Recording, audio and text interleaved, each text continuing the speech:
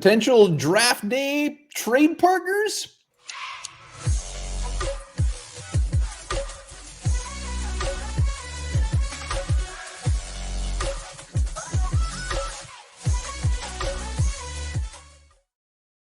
All right, welcome back to the Onebar and Lupagus show. I'm Onebar with Lupagus, and it's getting that time of year where it's scuttlebutt, rumors, a lot to do with trading. So we're going to talk about some potential trade partners for the Vikings in round one. Hell yeah, before we do, be sure to subscribe to the channel, like the vids. We are closing in on 7,000 subscribers, and when we do, you could win this if you drop hashtag 7,000 in the comments. What is that? It's a Onebar and Lupagus Yeti mug, Onebar and Lupagus hat, and a $50 gift card to Dick's. Maybe get yourself a new pair of leggings. Hell yes, and maybe the Vikings will get themselves a new shiny player and more draft picks based off of these trades. Absolutely. NFL draft is 2 weeks away. We're trying to cover every single possible scenario, so we're not blindsided when something crazy happens, which means something crazy probably still will happen. Something that definitely could happen is the Vikings moving off pick 12. Maybe the guy they want is not there anymore, whether that's a cornerback like Derek Stingley or a D tackle like Jordan Davis. Maybe they look to move down, get some more picks, and now we're looking at some teams that could be dance partners with the Vikings here. Yeah, and maybe someone just offers something that is just too damn good to pass up. So we will see. Questy, this is year one. We'll see if he's a gambler. We'll see. I can't wait. Yeah, we'll see. And let's start with a team that's already done this in the past. We've seen them move up for a linebacker a couple years back when they moved up to get Devin Bush. It's the Pittsburgh Steelers. This team needs a quarterback. They have Mitch Trubisky right now as the starter. Not great. They've already had dinner with Malik Willis's family. If he's still on the board at 12, I could see the Steelers making a call to the Vikings. And going from 20 to 12 is very similar to what the Bears did last year to move up to get Justin Fields. And what did the Bears give up? An extra first-round pick. Yeah, that would be quite the steep price for the Steelers. But when you got your guy, you are set on him. You will do crazy ass things. So a first rounder, obviously, that would be best case scenario. Vikings moving back to 20. Who cares? I mean, maybe the Steelers, maybe it's not a first rounder, maybe it's a second rounder and a couple whatever. But we'll see. I mean, the fact that I really wouldn't anticipate getting a first rounder. But I do like the fact moving back to that 20 spot. I mean, right there, you're going to probably still get a damn good player, whether it's a Trent McDuffie. Who knows? Maybe Jordan Davis is still on the board. Andrew Booth Jr., one of those edge rushers could still be there, and a damn good receiver could still be there. So the Vikings could still get an impact type of player at pick 20 and get a couple extra picks in the process. All right, let's talk about another team that has 2 first-round picks, and that is the Kansas City Chiefs. And the Chiefs could be a team licking their chops at one of those top wide receivers, getting up there to snap one of them up. And the Vikings are going to be in the territory where there still might not even be a receiver off the board, which could be very, very tempting. And that would clearly take the Chiefs both first-round picks to get up there. Yeah, and they moved Tyreek Hill to Miami. Now they have 2 first-round picks. They look to replace him with a speed guy like a Garrett Wilson, a Chris Olave, or a Jamison Williams. They could definitely be interested in any one of those 3.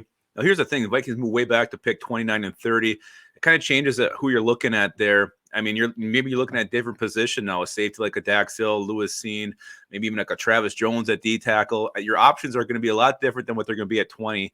So if they do move back that far, expect maybe 2 lesser needs being addressed by the Vikings in round 1.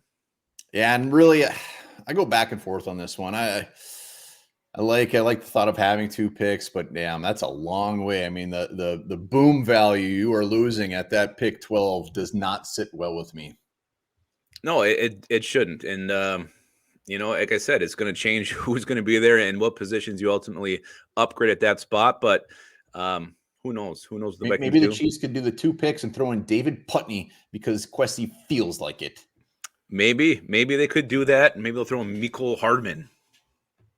I want David Putney. Another team. Let's talk Saints. Saints, another team rumored to be trading up.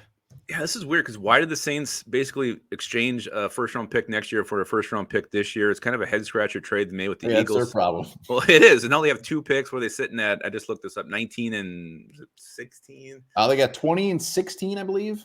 Yeah. Not 20. So 19 and 16. There we go. So 19, I don't know what they're trying to get here. I kind of think maybe it's one of those tackles, the last best tackle. Maybe Charles Cross is there at pick 12. They might want to move up for him. They could also be in the market for a quarterback. So not sure what they're planning, but 2 first-round picks there. They definitely have some ammo. They still have their second rounder. So Vikings slide back to 16, get a second round pick. I would be all for that. Yeah, that would be wonderful. I would love that. I mean, again, this depends on our players being off the board, but get 2 second round picks, especially in this draft class. Woo wee. This is my Yeah. favorite one.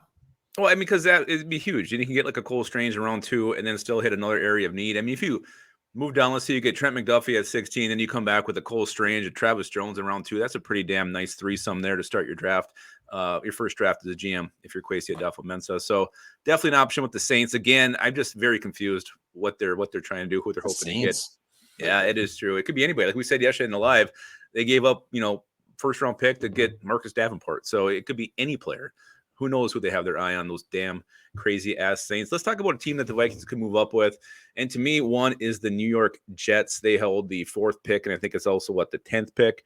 You look who's picking right behind them is the Washington Commanders, who have been linked to either Kyle Hamilton or Derek Stingley Jr. So if one of those two is still on the board, if I'm the Vikings, I know we don't have a lot of the picks that you want to have there. So you're going to probably have to get up your 3rd to move up to that 10 spot. To secure your guy. But if you really are that high enough on one of those guys, I would be okay with making the Jets a first-round dance partner, trade partner for the 2nd year in a row.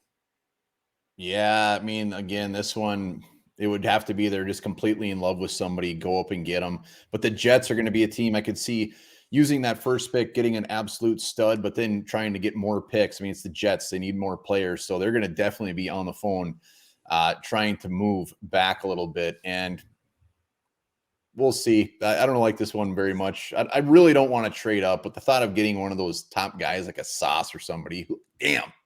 Yeah, I know. And this is where not having that 4th round pick really comes back to bite the Vikings in the ass. It shouldn't take a whole hell of a lot to move up a couple spots, but look at the Jets. If they're looking at a wide receiver at 10, they could still see all the same options there at 12. Very, very possible that happens. So it makes a ton of sense for them to look to move down. So maybe they wouldn't be willing to their price tag wouldn't be as high. Well, I mean, if we're going from 12 to 10, it's going to cost a 3rd round pick. It's going to probably cost at least that, yeah. A 3rd round pick. Maybe they got to throw in something at the end, but it ain't going to cost a ton. We ain't giving up Putney. No, Putney is ours. But you're right. The Jets have a lot of needs, and moving back 2 spots and getting another 3rd would be a win-win for them. Another one is just going up 1 spot. We got Seattle. We got Washington. 2 teams that pick right in front of us.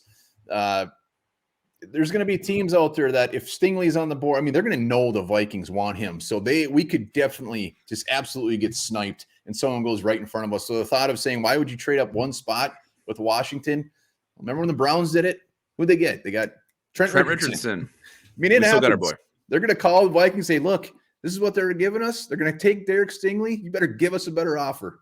Yeah, and that's where Kwesi needs to either he's hold his ground or, we'll see what kind of poker face he's got because teams could just be bullshitting to try to get an extra pick out of him as well. He is the rookie GM. I know there's a couple more in this draft, but he is the Jeff Carson this year, who's never been in charge before of a draft room. To Jeff Carson. Jeff Carson gave up 3 second-round picks. Or got that was he's the rookie. He's the rookie GM. So teams are going to try to pick on him. Some experienced guys may see, hey, let's see what this kid's made out of here. Let's see what he'll do. Will he fall for this? Well, it's a possibility. I don't think it's all the realm of teams are going to try to pick on him. Smart man. He is a smart man. I'm assuming he's got some, good advisors. Grigson. This is why that guy's there to maybe help him along, not make dumb decisions like this. But I'm sure teams are going to try it. I think he's going to pull the wool over other teams' eyes. I hope so. Seeing that from the other side. So those are the teams that kind of stick out for us. I mean, looking at this draft, I hope Stingley, Sauce, Hamilton are either off the board immediately in the top 6 picks. Because if they start coming down, I'm going to get real nervous. Yeah, the beer intake will double and triple. They start getting closer and closer to 12. Let us know. Comments. Would you want the Vikings to trade up, trade back, stay where they're at? Let us know. Don't forget hashtag 7,000. And remember this, the word mortgage comes from a French word that means death contract.